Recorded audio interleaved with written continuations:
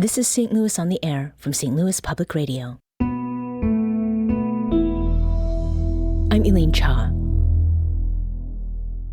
1 month after May 16th's EF3 tornado, there are places in St. Louis where signs of disaster response are becoming more visible. Massive trees felled by winds are being removed. Blue tarps are covering holes where roofs used to be. Bricks and debris are stacked up in front of homes, right next to tents where their owners have lived for weeks. While some storm damage has seen repairs, it's clear that much more needs attention. And for residents of those places that have been most severely impacted by the tornado, trauma remains fresh. For 32 days since the tornado hit, people have been finding their way to the Fountain Park neighborhood in North St. Louis. And it's there that a mobile clinic, run by an organization that is usually focused on treating a very different kind of trauma, stands. To talk about that effort and how people are experiencing the after effects of St. Louis's tornadoes, I am joined now by Dr. L.J. Punch. Dr. Punch, welcome to St. Louis on the Air. Thank you so much.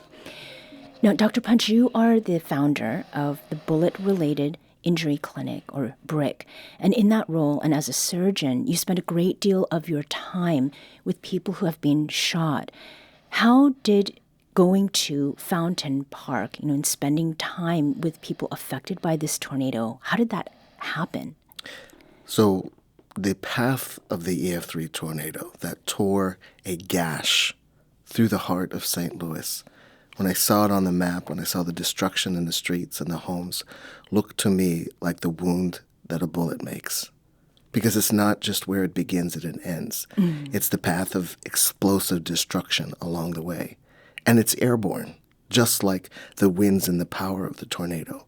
And when people are threatened through something that's airborne, it creates a very deep kind of trauma. Mm-hmm. Had you ever experienced anything like that before? I know that you've lived in other states. Anything that approaches the degree of what you saw? Absolutely not. Yeah. Never have I seen, nor have I seen a community affected by a disaster like this. I've had to look at history books to get any kind of comparison to understand what I've seen. And the only kind of level of destruction that I can imagine in a place like North St. Louis is the destruction that happened with Hurricane Katrina as well as Maria that went through Puerto Rico. And then we're looking at an anniversary coming up for Katrina very shortly. Yes. Who is it that is coming to the clinic that you've set up for help? So Fountain Park is a beautiful park that, again, is along Zone A, sort of between Zone A and B of where the tornado hit. And it's across the street from Centennial Church, which is a church that has been serving the community for over a century by directly assisting both its congregants as well as people who are housing unstable, people in need of support, elders, and other ways. And so my group was drawn to go to Fountain Park the day after the tornado. And when we got there, we saw a group, the Party for Socialism and Liberation, already set up doing mutual aid. And we knew it would be a good place to begin outreach efforts. As we went, we saw 4 common needs: the need for rest, because people were sleeping in tents and cars, the need for hydration because it was hot and people didn't have water or ice, the need for care because people were so deeply traumatized, not being able to eat or sleep, being in pain and being very stressed out. And then finally, the need for some sort of capacity to recharge, and that included a solar power station. Those 4 simple offerings we continue to bring day after day in solidarity with the mutual aid already happening in the park. And what we saw was this resounding reception of this trauma care for people who were impacted by the tornado in many different ways in Fountain Park and beyond. Did you find that people were coming because they had heard from others what you were doing? Definitely word of mouth began to travel, but on those first few days, we literally walked the neighborhood, taking wagons with meals provided by World Central Kitchen and other kinds of aid like water and ice into the neighborhoods. And then the PSL team was also sending out mutual aid workers to do tree removal, help people clean up streets and debris from their yards. What are the kinds of services, the kinds of care, let's put it that way. What are the kinds of care that your mobile clinic is offering to those who are coming to you? Sure. So The thing is that a lot of times when moments of trauma happen, we can clearly recognize the trauma as the energy coming into the body. A car hits you, a bullet hits you, a storm hits you. But we fail to see and recognize clearly the way we respond to that trauma, which can be more of the source of suffering than the original injury itself. And so the care that is being provided in the park is the care that I've learned and that we've learned over the years and how to address trauma. But it's a different kind of care when that trauma also displaces you from home.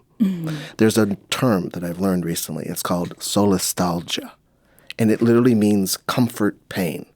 It's the pain of watching your home disappear right in front of your eyes, standing amidst the rubble and watching everything that used to be a source of comfort for you become a source of pain. When that happens, you have these responses: fight, flight, freeze, fawn, annihilate. And it puts people at risk for really serious behavioral, emotional, and social disruption. And so the care is to help people at least get safe and be at home inside their own bodies in community with other safe people. So that's sensory input, things that people get to taste or smell or see. It's careful touch like acupuncture or sitting in a zero-gravity chair. It's having something refreshing to drink while someone's actively listening to your story. And it's co-locating with resources that you need so that if you have a question, you need cleaning supplies, you need water, you need someone just to help you get connected to some kind of resource, someone is there. Because the most powerful medicine is the medicine of presence, not leaving someone abandoned in a time of profound need. Can you describe what the mobile clinic looks like? I'm imagining some of the things that you're describing kind of discreetly, in list form. What does that look like as it is happening? So our organization has two programs, the Brick and the T. That's Power for STL, which is a larger umbrella.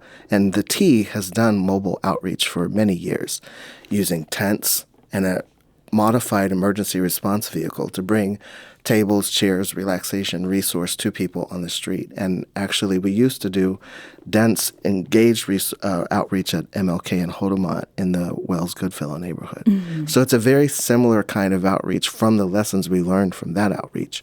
We bring tents, tables, chairs, ice, water, and then food trucks have been bringing supplies. Pallets have been delivered by delivery trucks. And at times, we've actually had a physical mobile clinic that can allow for medical care. And it's not just us. The SSM Mobile Health Clinic has come out as well. And People's Health Clinics, People's centers have been bringing out their clinic and their team daily as well. It has been multiple kinds of organizations bringing mutual aid. One of the coolest offerings we have is art and play therapy. And we've even been joined by some of the folks from the MADE Makers District, and just met today with the team from the Contemporary Art Gallery because they want to bring some care as well. Kababi Bayak, who is our beloved artist in residence, we say, came out and did pictures with us one day in the park. So it's really been multiple different kinds of therapy, presence, and sensory input that helps that trauma. I'd like to put a finer point on the note you've made about presence and why that is so important. I mean, you described that the phenomenon of watching what used to bring you comfort be destroyed and to be in a state of devastation. But being there, why is that such a big deal? You know, I went to medical school to understand humans. And over 2 decades of doing trauma care, I've come to see that when the body is broken and the home is lost, the checkbook is negative, and even someone is in a cage because they've been incarcerated, you can bring a sense of hope and healing through what I call the ministry of presence. That was taught to me by the team at Eden Seminary and Shiraz Gorman, who did spiritual care work with us and helped me understand exactly what that is. It's holding space for another human being through your absolute, complete, and total presence that signals one thing. which is that they matter. And when people have that communication from other human beings, they have a first step.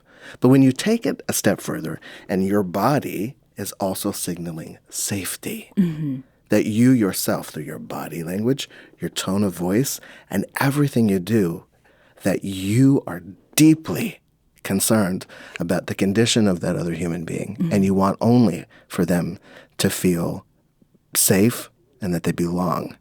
It's the kind of feeling you get from going anywhere where, as the song says, everybody knows your name, right? That feeling of presence and comfort and belonging is a core element of human well-being. And even when the skies are gray, you can still bring that presence. I've learned that because as a trauma surgeon with people who are literally in the last moments of life, I was able to bring comfort to them and their family through my presence when my knife and my medicine couldn't solve the problem. This is what's happening now. And the last thing I want to say is that it is a communal thing. One person with one person can do it if there's a deep relationship. But when a community does it, which is something I've also learned a great deal about from the Black Healers Collective, which is doing some wonderful work outside of Fairground Park, but that group has taught me about the power of doing that collectively, because then a whole oasis of medicine can be created. I'm talking with trauma surgeon Dr. L.J. Punch. He's the founder of the Bullet-Related Injury Clinic. Dr. Punch and his team have been delivering daily aid in Fountain Park, where residents are still recovering from last month's deadly tornado. To return to what you were saying, Dr. Punch, about presence, there's also reliability, people knowing that you are going to be there, the communality. One of the things, too, is that there is a connection between Eden Seminary, Centennial Church, and where you are located. Why is it that you chose to go where you did with this mobile clinic? Well, we were on that first day after the tornado, May 17th, looking for a good place for outreach, and we had considered Fountain Park and Centennial. We were literally driving around in our vehicle that we call Tweels, the T on wheels, looking for a place to set up. And one of our team members, who's one of our spiritual care providers, Dominique Blake, said, "Hey, Punch, why don't we go to Fountain Park?" after we had not successfully found a good area to set up. So I think that was maybe a word from on high that led us there. But also we had a prior knowledge and understanding of Centennial's role in the community as a deliverer of mutual aid, housing and health ministry, and a place that a lot of people who were unsheltered and unhoused had come to depend on, doing weekly meal service and monthly food pantries. So I think it made a lot of sense to set up there. One thing I've learned from working with people who are disconnected from communication, don't have phones, don't have internet access, and are basically outside the comfort net of, I suppose, public society, that when you cannot communicate through media, presence is the communication. And the calendar is how you communicate. So I knew with this much instability, the only thing that would get the point across was to be there, and to be there every day. So people don't have to figure out where you are. Right, they don't figure out what your hours are. If you're going to be there, you're just there. And I knew that if we did that, but this also comes from something I know from taking care of people who are acutely ill. Because when someone is critically ill, they have to have intense care every day, every hour. It was almost like Fountain Park was in the intensive care unit, and I've been making my rounds every day. Until I see it move from a place that doesn't need that kind of care, I think daily presence is necessary. Unfortunately, this moment has, though, shown us the lack of infrastructure to support housing as a human right for people in general, the lack of safety net for everybody when 5,000 people were suddenly unsheltered overnight.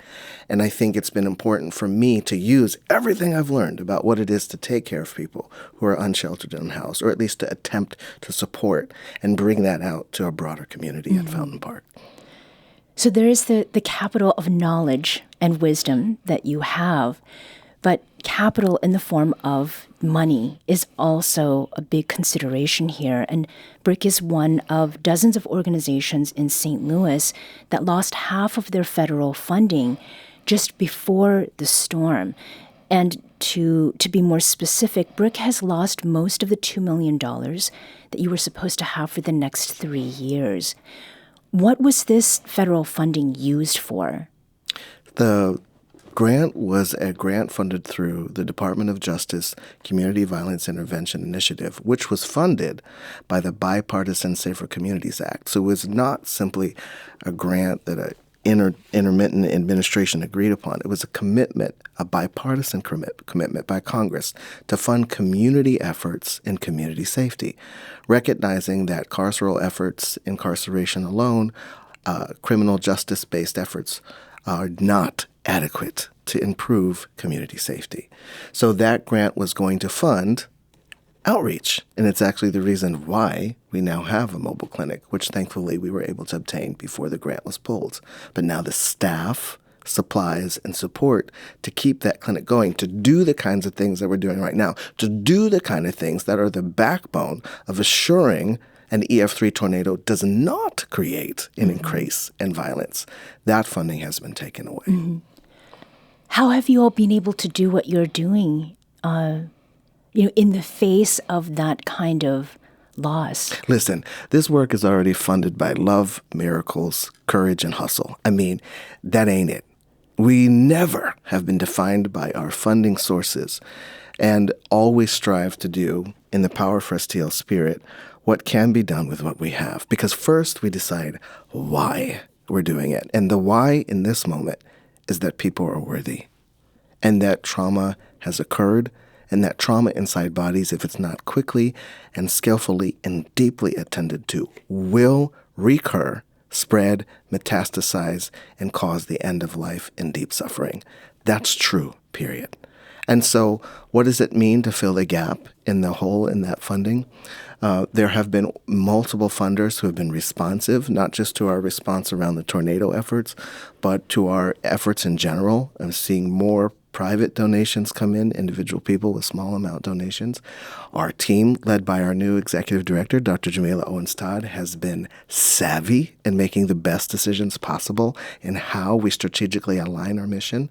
I will say the tornado had different plans in place for us because it's caused us to pivot in ways we never expected. But I will say there has been a robust response.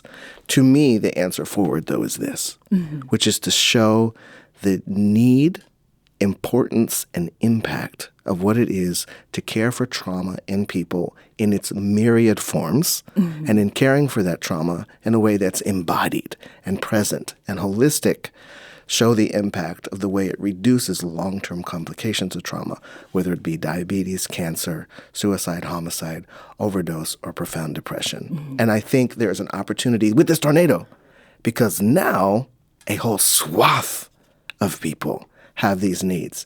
I say that May 16th was like a day where 5,000 people in St. Louis got shot at the same time. This care is relevant, and this is a time to amplify and elevate this approach in general to a broader audience. Your tone, Dr. Punch, is remarkably bright and optimistic.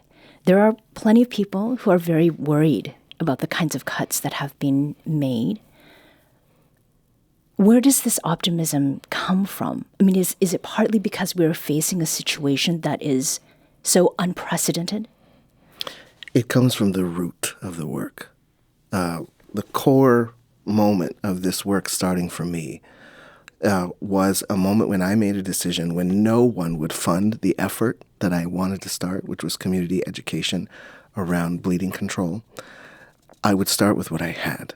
And I took some of my own funds and I invested it. And it instilled in me a very solid principle, and it's this, which is what you keep is what all you have, but what you give, you multiply. And I have seen that math happen over and over and over and over again. I'm giving what I have, and I'm already seeing it multiply by the people showing up to the park, the unbelievable resources. Every single day, somebody is bringing something incredible to offer other people that goes beyond funds.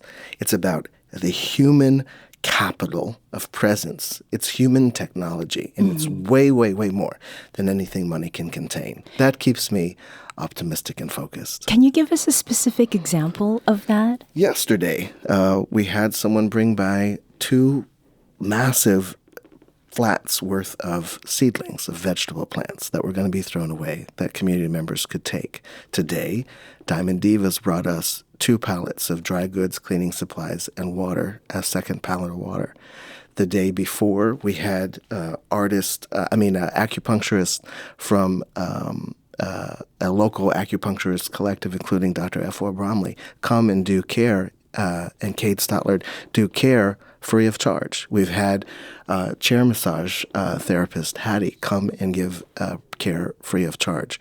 We've had people bring food that came from an overabundance of prepared catered meals. People have brought multiple special things. I asked one individual for snacks because kiddo snacks don't necessarily come with food boxes, fun things that maybe aren't totally perfect in nutrition, but they're really important when you're trying to corral kiddos. And they brought us tons of goldfish and Cheez-Its and fruit snacks and Gatorade packets. So it's stuff like that every single day where people are like, I know you're there. I know if I go there, I will find somebody who's there to help. And so we're giving helpers a way to help. And that multiplying effect of generosity is something I've seen my entire life. And so I'm not surprised that it's happening now. It does require a fair amount of courage because there are moments when the crickets are cricketing and you're not quite sure how you're going to make it work. But I believe that people are worthy, and I believe presence is powerful, and I just keep digging into that day by day. I also am part of an organization that has been wildly generous with my time, letting me go out there, even though I have other roles and responsibilities, and they've done a lot to make sure the clinic inside the building, the brick, still operates, as well as the executive administrative operations. That's truly tremendous, and it's the only reason why this has been possible. Dr. Punch, we've talked with a number of people on this show who've been helping others meet basic needs after the tornado, and a recurring message has been a concern for what happens after this phase. We just hit that 1-month mark, especially when it comes to mental health. Well, I think the most important stage of this whole disaster is going to be the stage where we start to remember it. And I believe that that's when a lot of the trauma will set in on some people, a lot of the PTSD, a lot of the separation anxiety, because they will begin to relive their experiences. And I believe that it is that aspect that through this tornado, especially being here in the Midwest or here in St. Louis, we've seen things that we've never seen before. A lot of these people can only imagine seeing a roof in the middle of the street or a car sitting up on somebody's porch or something like that. It's going to be very important as we try to get through this, that phase of giving as much attention as we can to the mental effect, the emotional disconnect that we're going to have with a lot of the stuff that happened through this tornado. And that was Kevin Jackson. He spent weeks handing out free hot dogs to residents in the Fairgrounds Park neighborhood, which was devastated by the tornado. He spent nights sleeping in his truck. This is a regular, everyday person acknowledging the mental health needs that are going to continue. What does his awareness of that indicate to you about why this work needs to continue? Well, first, I just can't say enough about the grassroots, on the ground, largely Black-led response in North St. Louis that created those mutual aid networks, such as the People's Action, Action STL, the People's Response with Action STL, For the Ville, For the Culture, Invest STL, Dream Builders for Equity, FCC. They were outside. And a lot of individuals as well. For instance, Cammie with my friends and I brought her whole crew. She does film. And she's like out there serving meals. Like that response, though, that immediate need response is both genuinely loving and caring and a little bit fueled by our Superman cortisol response to stress, right? What happens when that goes away? And then what happens when we come back to that moment and we face the poverty of resource that we did or didn't have in the moment? I'm calling this the core 3 phases of climate trauma response, and it's very similar to what I've seen in other kinds of traumatic responses. The first 6 to 8 weeks, phase 1, is when our body is acutely healing. It's inflamed. It's putting down scar tissue the best it can. Sometimes that's when we get infections and pain, but it's all stress response, cortisol heavy and vigorous. Then there's the subacute phase. That's the 6 to 8 weeks to a year, where we're doing the really boring job of recovery. It's when we get to about a C- version of ourselves, and getting back to an A is a long road. That's when you're in physical therapy and it hurts to walk. Mm-hmm. That's when you're looking at that hospital bill and you don't know how you're going to pay it. That's when all the things you did to help your loved one got you in trouble with your job, and you've got to find a way out, right? That's the deep work of recovery. But it's still, in essence, you fighting back. Mm-hmm. Reconstruction and true recovery doesn't start until the 1 year after mark. I saw this in particular when we responded to the CVPA school shooting that happened in October of 2022.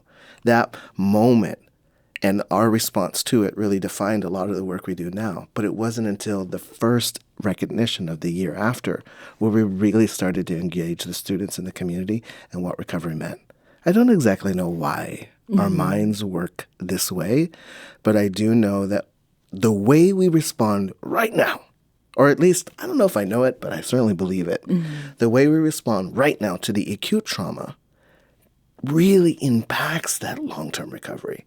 We talk about PTSD as if it's this inevitability that we can only study after the fact.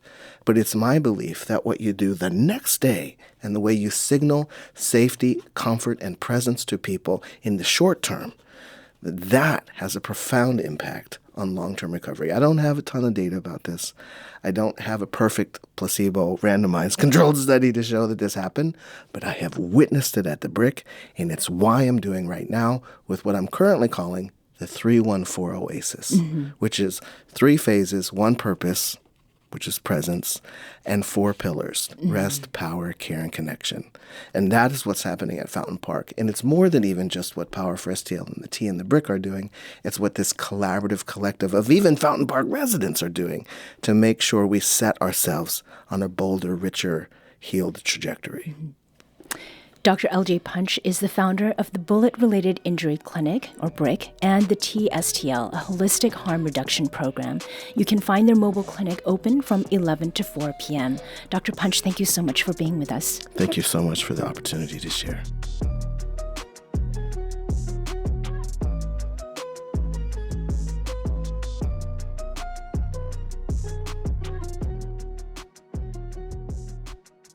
This episode was produced by Danny Wissentowski. Audio engineering and podcast design by Aaron Dorr. Our executive producer is Alex Hoyer. St. Louis on the Air is a production of St. Louis Public Radio. Understanding starts here. Do you find yourself regularly listening to episodes of St. Louis on the Air? Suggest us to a friend you think might enjoy our conversations, and leave us a review and rating on Apple Podcasts on the App Store. It's the simplest way to help people discover our show. Thank you. St. Louis Public Radio is a member-supported service of the University of Missouri St. Louis.